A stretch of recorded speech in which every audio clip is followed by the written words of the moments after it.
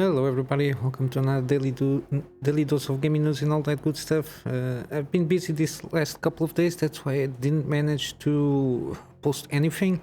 I did like a community post here on YouTube, but yeah, telling that I was kind of busy and yesterday I wasn't able to do any updates. But yeah, for a start, I'm on Rumble also and all of this social stuff. So we got a lot of stuff to catch up here. Regarding hardware, I got a lot of GPU stuff around, interesting news and some oddities here and there. This 4060 Ti supposedly is going to launch on the end of this month. Some leaks here from timetables for reviewers, influencers, whatever you want to call them. Some dates here. That specifically like product announcement end of May, supposedly it's 25 I think, but yeah, not much else. We got some, this is all rumored specs here. We are not going to go over this. Crappy VRAM capacity, shitty memory bandwidth and buses. It's worse than the previous generation. But yeah, when it launches, I will for this GPU. I expect not to talk about this GPU until it launches, but we will see how it goes. There is something regarding this one, at least the 4060 non-Ti, which is like the same. It's going to be they have the same board than the 3060, so the same PCB basically. And I think it's also going to have the 4060. I think it's going to have like non-X GDDR6 non-X memory modules. We'll see how it goes. But yeah, 3070 supposedly now it's below MSRP 2.5 years after it launched. So as we always been talking about, it was already a little bit expensive when it launched, but now they need to start cutting off prices to try to get rid of all the stocks that they have from the previous generations, or else people will not buy the new GPUs when they come out. They have a lot of issues. Also AMD, they have a lot of issues regarding excessive stock from previous generation because they wanted to be greedy like hell and maintain a lot of the prices high, especially NVIDIA. They didn't, any of the 30 series never went below MSRP. Now they are starting to see some prices below MSRP, especially the 3070, which is not a good GPU now. It's not a good deal. It's preferable to save your money, and when around $300, just buy an Intel A770 16 gigabytes. Usually are around 300 and something.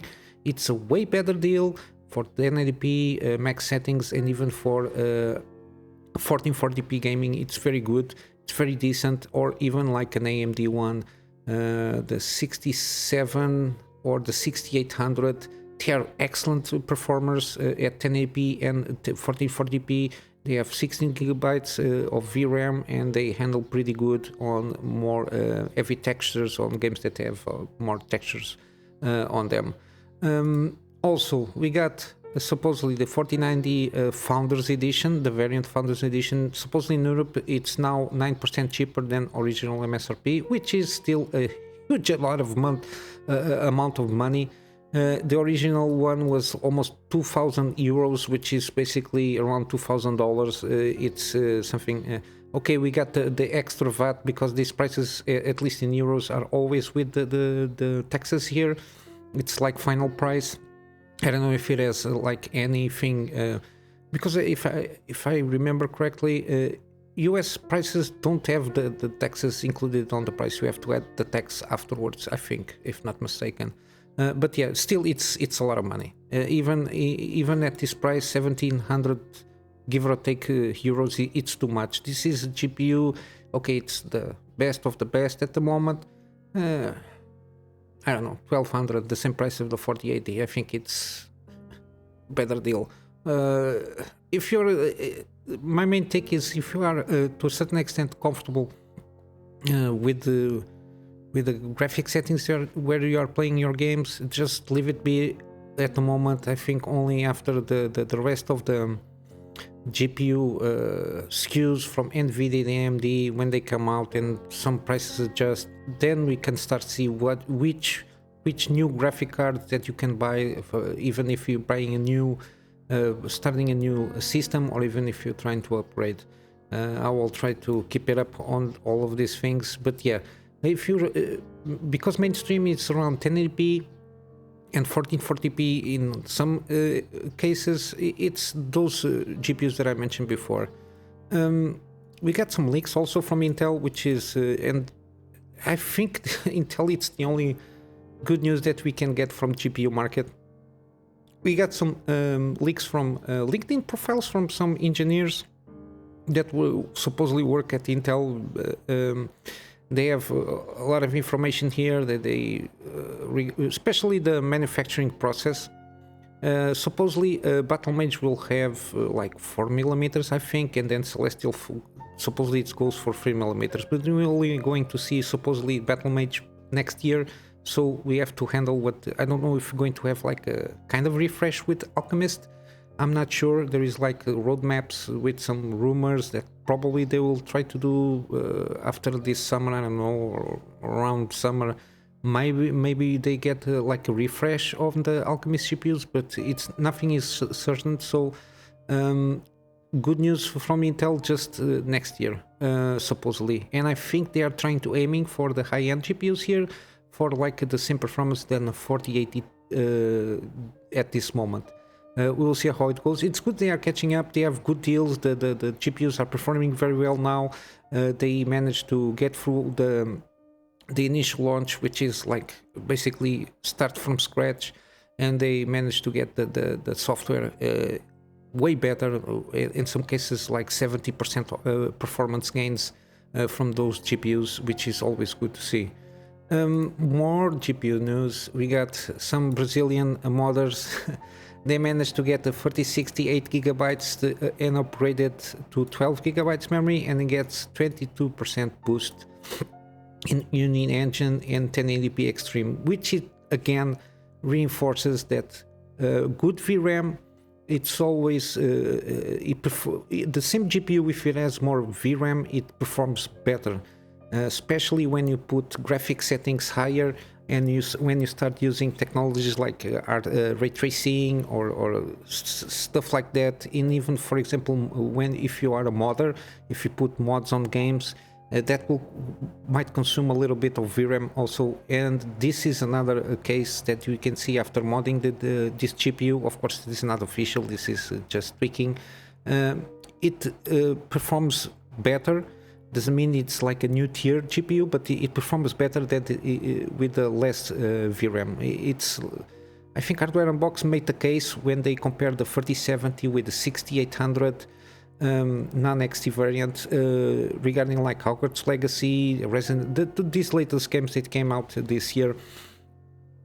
And they make the case that the more VRAM they has, if, for example, the 3070 came out with a version with the 16 gigabytes of VRAM, it performed way better than the 6800. But still, because it only has 8 gigabytes, it performs worse than the 6800, which is supposedly not a competitor to the 3070. The competitor for the 3070, I think it's the XT version, which is a little bit a bigger boost on regarding the 6800 non-XT version. But yeah, a lot of stuff happening on the GPU side here. Also, Acer from it's like an AIB for Intel. There is a lot of now new AIBs for some defunct brands that stopped manufacturing GPUs. They are now on the market again, and this time with Intel. The Acer version of the Arc A770. I always get a little bit mixed up with this one. Supposedly 340. This is the 16 gigabyte model, which is a decent price, because this one, as I mentioned, excellent 1080p games, high-end graphic settings, and also entry level to 1440p. I think it's a decent one if you find it. There is some kind of promotion. Sometimes they go about $300, but this price here, it's very, very good. I don't see it lowering too much below this kind of price, at least at a permanent level. Mainly because we have the 4060s and the 7600 XT variants. They will fluctuate around the $300, at least the AMD one. So in this is I think it performs almost on par to the A77, or a little bit below supposedly. I'm not sure. Only when it comes out and we see like performance graphs from independent reviews we will have for sure. But this one I think might perform a little bit better than supposedly the 7600 XT will do. And of course the 7600 XT has like 8 gigabytes. It's going to be like a basically entry level for 1080p gaming, but it's as long as it's like around 250, maximum 300, I think it's going to be a decent deal. But we'll have to see how it goes when it launches. Basically for hardware this is it. To catch up, this is some news from like 1 or 2 days ago at least, and I managed to see this on Twitter, the PC Master Race account from Twitter. As you can see, we got a pretty shitty year so far with gamings, with launches, at least the AAA ones, like the Forspoken, which is not only in performance, but the game itself is not very good. White Hearts, the performance was a stuttery mess, plus another oddities. Hogwarts Legacy, the same thing. Wulong, the same thing. Last of Us Part 1. I'm not going to talk about the same thing with Jedi Survivor and Redfall, which it's another one. Starfield is going to be the same thing. It's what I've been telling you. My expectation is going to be a stuttery mess with a lot of bugs, and I don't know what these people think that they're when you launch something and it has bad reviews, it's harder to try to get around, as we saw specifically the most notorious case with Cyberpunk. It took almost 2 years for them to put it in the state that is where people see it favorably. People don't, these guys, usually it's not the developers' fault. It's most about the publishers, and they want their quarterly earnings. We got the lockdowns and everything. The workflows were completely out of control, so a lot of games were delayed, and they want to start ramping up. They wanted to start ramping up the launches because a lot of games were supposedly were to be launched in 2022, and some of them 2021. They delayed a lot of stuff, but yeah, it's preferable you delay the game and put it in a good state, at least not in the bad state, in a playable state. And of course PC, it's a difficult platform to optimize games, because there is almost infinite amount of variations of hardware that it can be, but there is ways of optimizing a game until to a playable state, which didn't happen basically with any of these games so far. But yeah, this is it. And regarding Redfall, it's a mess. I saw the videos, and at the time I said that this didn't pass the smell test for me, even though it's not this kind of game for me. But supposedly this is more a co-op game, or with some multiplayer things here and there. I didn't like very much the way it looked, and from the videos how it played seemed very weird to me, how they were trying to also marketing, and then we had some previews, especially from IGN. I don't know what this kind of outlets were trying to do, trying to cover the asses and butter up the gameplay and make it seem that it was better than it is. It's not good. The performance it's shit, and the game itself is not good. It's very empty world. It can be there are some concepts that are there from what I read from all the reviews. There are things that are there that they are good, but the execution is completely off the rails. It's a mess. Even in consoles, you only have able to play like in 30 frames per second. There is no performance mode. It's not good. I show you the Fexter Live one because I like these guys. They are independent review site, and I've been following them for a long time. And as you can see, it's like mediocre. Like audio, visual, and performance is crappy there is not even a lot of replayability, which in a game like this should have.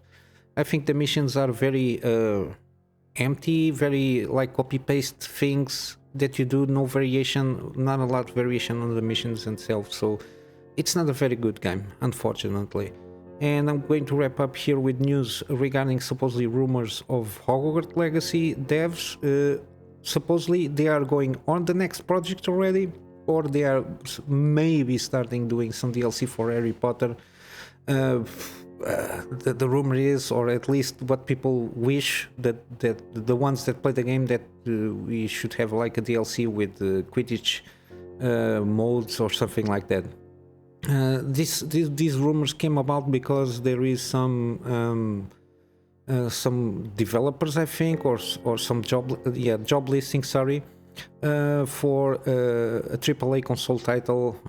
There is not a lot of info, but this developer doesn't have a lot of stuff they are working on, at least from what we know.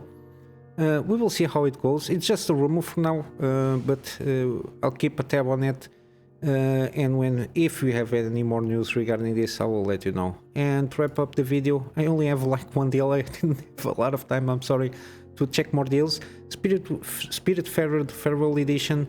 This is a very overwhelming positive game.